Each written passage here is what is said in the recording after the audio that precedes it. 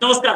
America में आने वाला है एक नया एडमिनिस्ट्रेशन और ये नया एडमिनिस्ट्रेशन जो आएगा क्या प्राइम मिनिस्टर मोदी की ट्रंप से जो रिलेशंस हैं, केमिस्ट्री है, वो खींच लेगी सारे रिलेशंस। क्या वही आगे का चलाने के लिए ड्राइविंग फोर्स होगी, या हमारे सामने जो नाम आ रहे हैं उसमें एक सीआई के डायरेक्टर काश पटेल, सीआई के लिए तो वे एक इंडियन ओरिजिन के हैं, गुजराती हैं, प्राइम मिनिस्टर भी हमारे गुजराती हैं।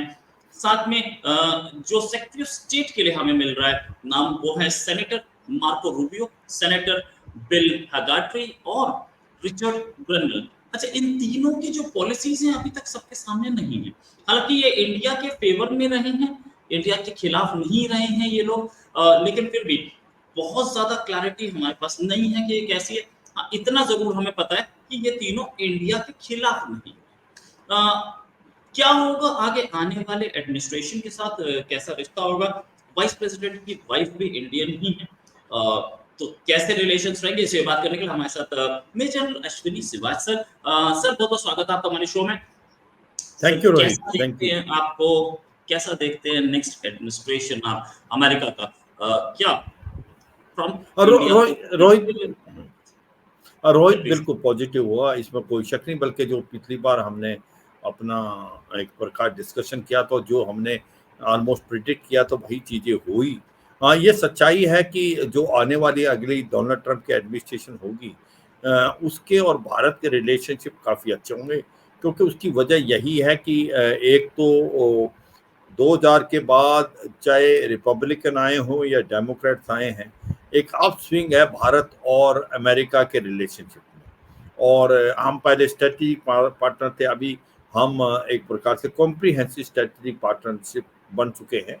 और तो ये सच्चाई है कि जिस प्रकार से 4 फाउंडेशन एग्रीमेंट भारत ने कर चुका है अमेरिका के साथ, जो कि कॉमकासा है, communication capability and security arrangement, उसके बाद लिमियो है, logistic exchange of memorandum of agreement, उसके बाद GSOMI है, जनरल सिक्योरिटी और मिलिट्री इंफॉर्मेशन, और लास्ट में था जो बेसिक एक्सचेंज कोऑपरेशन एग्रीमेंट। ये जो जितनी एग्रीमेंट है ये बड़ी महत्वपूर्ण है। इससे क्या है, जो क्रिटिकल टेक्नोलॉजी अमेरिका भारत को दे सकता है, रियल टाइम इंटेलिजेंस भारत को दे सकता है, सैटेलाइट से जिस प्रकार से वो इजराइल को पिन पॉइंट इंटेलिजेंस दे रहा है। तीसरा, जो लॉजिस्टिक सपोर्ट दे सकता है अपने मिलिट्री पोर्ट्स में, और भारत उसको रेसिप्रोकेट कर सकता है।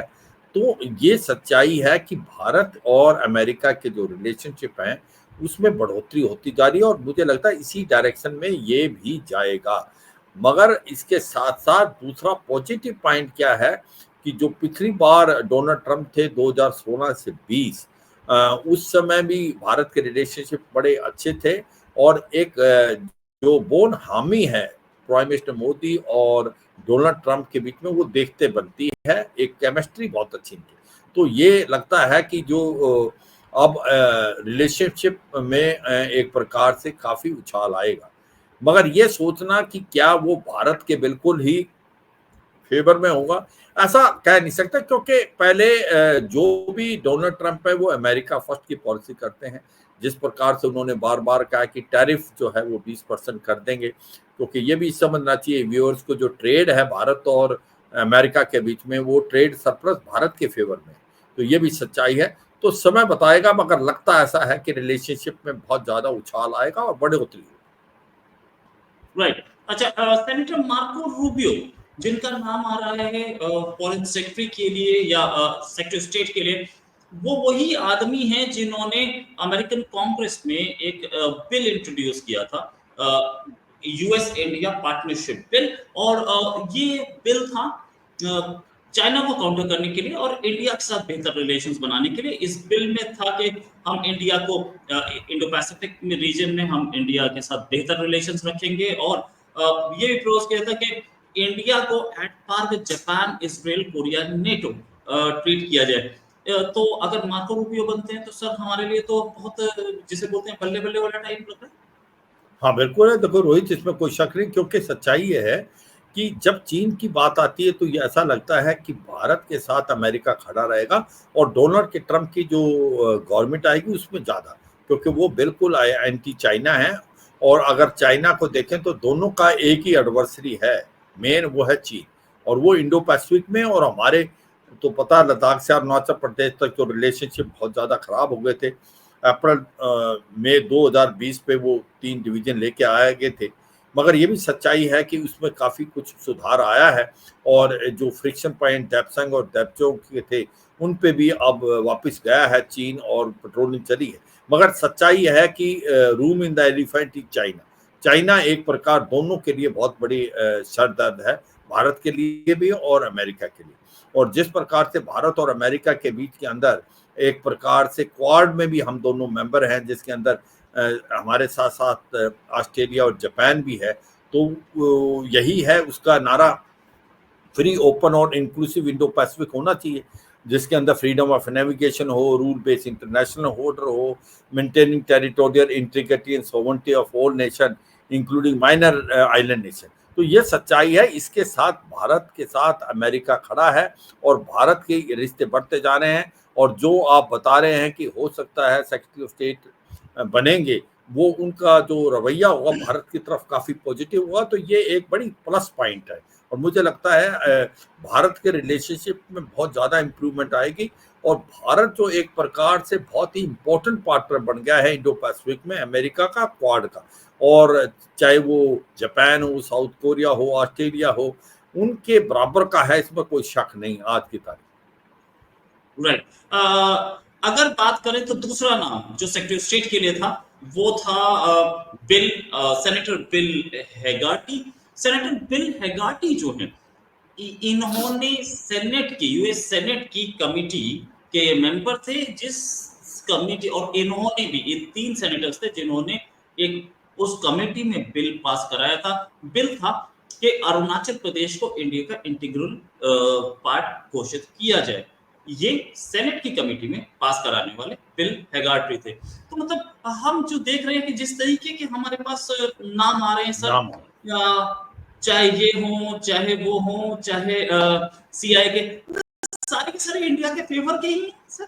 हाँ, ये बड़ी इंपॉर्टेंट चीज है। ये बहुत अच्छा पॉइंट बता रोहित कि ये सभी इन्वॉल्व थे। ये जैसे बताया, अरुणाचल प्रदेश को अनाउंस करना सेनेट में, कांग्रेस में, कि भाई इसमें कोई शक तो है नहीं कि जो अरुणाचल प्रदेश भारत का अटूट अंग है और रहेगा। मगर ये एक प्रकार यूएस कांग्रेस में इसको अप्रूव करके पास कराना एक बड़ी अच्छी बात है। और ये जो तीनों महानुभाव जिनके नाम आपने बोले हैं, ये सारे तीनों बहुत ही प्रो इंडिया रहे हैं और ये प्रो इंडिया एक्टिविटी इन्होंने की है।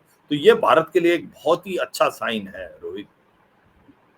राइट, बहुत अच्छा साइन है सर। एक और रिचर्ड ग्रेनल, वो भी इंडिया के फेवर में ही रहते हैं। ये इट्स गुड साइन। अच्छा सर, एक चीज और, क्या हम जो देख रहे हैं कहीं डोनाल्ड ट्रंप इस बार बिल्कुल, क्योंकि आखिरी टर्म होगा, इसके बाद तो उन्होंने आना नहीं, तो इस बार वो खुल करके बैटिंग करें। देखो वो करेंगे, मगर वो आप एक चीज समझे रोहित, वो बिजनेसमैन, वो अमेरिका फर्स्ट के नारे पाए हैं। देखो फर्क क्या था कमला हैरिस और डोनाल्ड ट्रंप में। एक बात है कि डोनाल्ड ट्रंप के अगेंस्ट केसेस भी थे, डोनाल्ड ट्रंप के अगेंस्ट पुराना बैगेज भी था, मगर उनका 2-3 पॉइंट हैं जो कि लोगों को बहुत अच्छे लगे। एक तो उन्होंने अमेरिका फर्स्ट का जो नारा लगाया, उन्होंने बोला मैं इकोनॉमी को दोबारा ट्रैक पे लाऊंगा। और क्योंकि वो बिजनेसमैन हैं और क्योंकि उन्होंने पिछली बार 2016 से 20 तक में इकोनॉमी बहुत अच्छा करी थी बेनिस्बत अभी 20 से 24 जो बाइडन के टाइम में, तो लोगों को लगा कि करेंगे। दूसरा बड़ा इंपॉर्टेंट चीज था कि इन्फ्लेशन को कम करेंगे, अनएम्प्लॉयमेंट को जो एक प्रकार से जो जॉब देंगे, तो वो कैसे देंगे, तो वो तभी ये इलीगल माइग्रेशन को बंद कराएंगे। उसके बाद वो एक प्रकार इकोनॉमी को बढ़ावा देंगे। जो वो कह रहे हैं कि टैरिफ लगा देंगे 60% वो चाइना की गुड्स पर, क्योंकि चीन और अमेरिका का जो ट्रेड है वो चीन की तरफ बहुत ज़्यादा है, टिल्ट है, फेवर में है। और वो सोचते हैं जो मैन्युफैक्चरिंग है चाइना का, वो अभी भी बहुत है। यूं तो चाइना की इकोनॉमी इतना अच्छा नहीं करी, पर मैन्युफैक्चरिंग करी है, तो वो डंप कर देती हैं जो अमेरिकन मार्केट को। तो कहीं ना कहीं सबसे इम्पोर्टेंट चीज है जो वादे किए हैं डोनाल्ड ट्रंप ने कि एलिंग इकोनॉमी को ठीक करेंगे, इन्फ्लेशन कम करेंगे, अनएम्प्लॉयमेंट में कमी लाएंगे, इलीगल माइग्रेशन को बंद करेंगे, तो वो सारे के सारे जो हैं पॉइंट उन्होंने अंदर करने हैं और उसमें वो बहुत सख्ती दिखाएंगे। वो चीन के साथ भी, यूरोप की दूसरी कंट्री और भारत के साथ भी, भारत को भी वो बार बार करें 20% हम आपके ऊपर टैरिफ लगाएंगे, क्योंकि दूसरा भारत और अमेरिका का भी जो ट्रेड है वो भारत के सरप्लस है, तो ये भी सच्चाई है। तो ये सोचना कि ट्रेड के पॉइंट ऑफ व्यू में भारत को सॉफ्ट देंगे, मुझे लगता नहीं ऐसा होगा। मगर पॉजिटिव क्या है कि जब पिछली बार भी थे वो, तो फ्री ट्रेड एग्रीमेंट साइन होने वाला था, मगर उसके बाद कुछ कमियां पेशियां आ गई और बाद में हुआ नहीं, और फिर वो अगले दोबारा आए नहीं। तो लगता है कि दोबारा फ्री ट्रेड एग्रीमेंट जहां छोड़ा था वहां से आगे बातचीत हो, और फ्री ट्रेड एग्रीमेंट अगर साइन हो जाता है तो फिर वो विन विन सिचुएशन होगी दोनों अमेरिका और भारत के लिए। मगर ये सच्चाई है कि ये समझना कि डोनाल्ड ट्रंप एक बिजनेसमैन है, वो अमेरिका फर्स्ट की पॉलिसी से आए हैं और वो अमेरिका के हित में काम करेंगे, और उसमें हो सकता है कि वो ट्रेड पॉइंट ऑफ व्यू से सख्ती दिखाएंगे हर देश के। राइट। अच्छा, डिफेंस मैंने सॉरी डिफेंस सेक्रेटरी बोलते हैं, मिनिस्टर नहीं बोलते वहां पे। डिफेंस सेक्रेटरी के लिए जो हमें नाम दिख रहे हैं वो है senator Tom Cotton, senator Mike Waltz, senator Mike Pompeo. अब मैं अगर टॉम कॉटन के बारे में बात करूं तो टॉम कॉटन वो आदमी है जिन्होंने सीधे सीधे पाकिस्तान, उड़ी में जो हमला हुआ था 18 सोल्जर्स, उन्होंने सीधे सीधे पाकिस्तान को ब्लेम किया था और ये बोला था प्री डॉन अटैक, उनका अपना एक स्टेटमेंट है टॉम कॉटन का, उनकी अपनी वेबसाइट पे बोला pre dawn attack on Indian troops while they slept was a cowardly act and one that deserves the strongest condemnation. I extend my condolences to Indian government and the families of the fallen. United States and India share a vital interest in defending our democracies and of radical Islamic terrorism. Both our nations must commit fully to deepening our social partnership so that the radical jihadists are defeated and stability in the region is maintained. Sir, ये अगर defence minister बने तो आप क्या उम्मीद रखते हैं इनसे? बहुत पॉजिटिव, इसमें कोई शक नहीं। जिस प्रकार से उड़ी पे अटैक हुआ था और उसके बाद हमने सर्जिकल स्ट्राइक की थी पाकिस्तान पे, और ऐसी स्टेटमेंट देना उड़ी की अटैक के बाद, तो ये भारत के लिए तो बहुत ही पॉजिटिव बात है कि वो बिल्कुल प्रो इंडिया है। और वो मुझे लगता है जो पाकिस्तान से जो टेररिज्म पैदा होता है उसके अगेंस्ट जाएंगे, पाकिस्तान को वो छोड़ने वाले नहीं, इसमें सच्चाई है। तो ये सच्चाई जो बाइडेन के टाइम में एक प्रकार पाकिस्तान से उनकी बातचीत तो नहीं होती थी, पर पाकिस्तान को उनको दबाव भी नहीं डाला, और पाकिस्तान में जो आतंकवाद है उसमें बढ़ावा होता रहा, इसमें कोई शक नहीं। आज पाकिस्तान के जो सबसे बड़े पॉपुलर लीडर हैं, और क्योंकि इलेक्शन तो वहाँ ठीक ठाक होते नहीं, वो जेल में है, तो वहां पर तो वो होता जो पाकिस्तान की आर्मी चाहती है। तो ये सच्चाई है कि जो भी अभी डिफेंस सेक्रेटरी बनेगा वो भी एक भारत के पक्ष की बात करेगा। और टेररिज्म क्योंकि डोनाल्ड ट्रंप बार बार इस्लामिक फंडामेंटल और टेररिज्म के विरुद्ध, और वो बार बार ये बोलते रहे हैं, और मुझे लगता है ये दो चीजों में जो पाकिस्तान है वो लिपटा हुआ है। वहां पर जो क्रॉस बॉर्डर टेररिज्म भी करता है, और अभी भी टेररिज्म की सेंचुरीज है। टेररिज्म पैदा वहां से हुआ, टेररिज्म का बढ़ावा वहां से, टेररिज्म को ट्रेनिंग किया जाता है। पाकिस्तान गुड और बैड टेररिस्ट में फर्क करता है। वो आतंकवादी जिनको भारत की तरफ भेजता है उनको वो गुड टेररिस्ट बोलता है, LAT और जैसे मोहम्मद और हिजबुल मुजाहिदीन, और जो उसके अगेंस्ट जा रहे हैं TTP तहरीके तालिबान पाकिस्तान, उसको बैड टेररिस्ट। तो सच्चाई ये है कि डिफेंस सेक्रेटरी जो भी आएगा, जिस प्रकार से आपने नाम बताए हैं, ये प्रो इंडिया अप्रोच के हैं, और ये बहुत सख्ती से पाकिस्तान का जो टेररिज्म है उसके अगेंस्ट आएंगे। माइक वॉल्स जो कि दूसरे नाम बताए जा रहे हैं डिफेंस सेक्रेटरी के लिए, उन्होंने 7 दिन पहले अपने ट्विटर अकाउंट पे हैप्पी दिवाली विश किया है, और वो इंडिया US कॉकस के को चेयर भी हैं। तो एक ये इससे पिछले वाले, मतलब ये सारे के सारे ये अच्छा, माइक पॉम्पियो ये पहले भी रह चुके, माइक पॉम्पियो ये भी प्रो इंडिया माने जाते हैं। मतलब पूरी बिल्कुल टीम जो है प्रो इंडिया बनती दिख रही है, तो ऐसे में तो बिल्कुल रिलेशन बेहतर ही होंगे सर।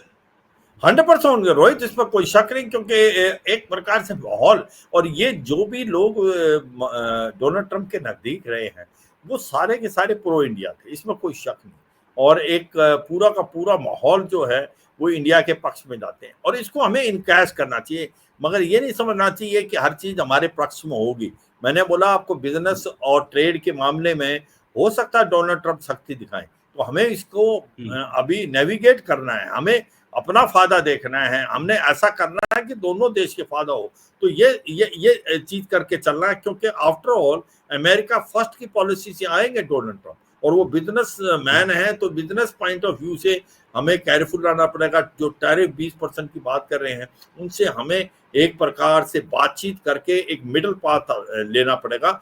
मगर जिस प्रकार से आपने सेक्रेटरी ऑफ स्टेट और डिफेंस सेक्रेटरीज के नुमाइंदे बताए जो कि अभी कंटेंडर हैं, वो सारे के सारे प्रो इंडिया लगते हैं, और ये एक बहुत ही अच्छी खबर है रोहित। और प्रेसिडेंट खुद ही प्रो इंडिया है। Thanks a lot sir for joining, बहुत बढ़िया डिस्कशन रहा। ये जो गवर्नमेंट बनाने का सिलसिला चलता रहेगा, हम लोग डिस्कशन करते रहेंगे कि आगे क्या होने वाला है, पर इन लोगों के अब जो बयान आएंगे वो बहुत इंपॉर्टेंट होंगे। हमारे सामने कैबिनेट आती दिख रही है। अभी के लिए नमस्कार, धन्यवाद, जय हिंद। जय हिंद रोहित।